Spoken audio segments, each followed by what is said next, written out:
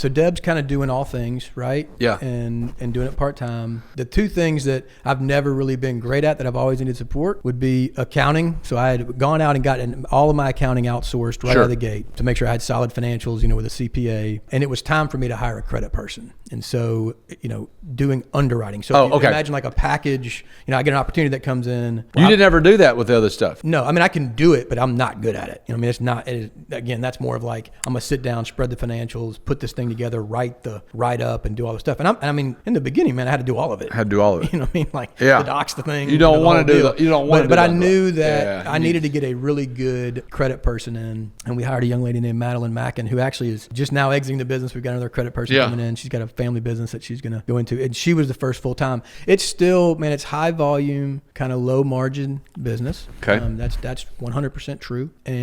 But we're doing what we did at Outtech Capital for the most part. Yeah. Which is we, close on a transaction, depending on the size, we normally just fund it ourselves. Okay. And then manage a payment or two. And the entire time our syndications department is trying to sell that paper to a funder that we're in relationship with. And every time we sell one of those deals, we're only, we're a for-profit. There's got to be, there's a little margin in it. Yeah. And we just do that over and over again. What do you do? So you talked about, you've got to have a surplus of cash to like, I guess it's kind of like an E&D loan. Like you got to have you better have access to it. And so what we had to do to launch the business, and it really is, got in with a local bank here. Mm-hmm. That is just a huge part of our success story. They believed in us, started buying a bunch of paper from us. They ended up giving us a warehouse line. So essentially we would like a line of credit. Mm-hmm. Yeah, what is I never heard that term. So in our space, it literally means it's not an operating thing. It's like you're only closing lease transactions, filing on deals that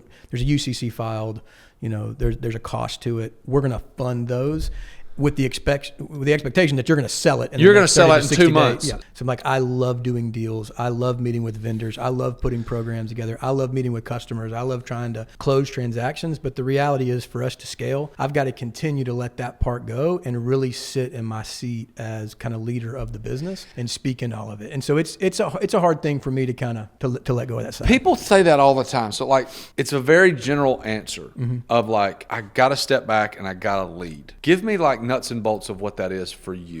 Yeah, so if you think about, and we're still a pretty young business, so I would say that even the leadership team, and we've got incredible leaders, they still want my voice in pretty much all major things that are going on with the company, which is my responsibility. That's good. So you'll probably never get out of that. And what's happening is, as the business gets bigger and more complicated, man, I just find that I've got more of that on my plate than probably I ever wanted or intended. But it's the role that I've committed to for the organization, so I've got to do it, and I'm still, man, we're all putting our thumbprint on this business right now, and I certainly want mine to be part of that. So I've got to speak into those things, and I'm just recognizing, it's just my phone's ringing more things are popping up, in every single department. Everybody's making decisions as leaders, and so anyways, that's probably it. There's not, I would not say I love what I do.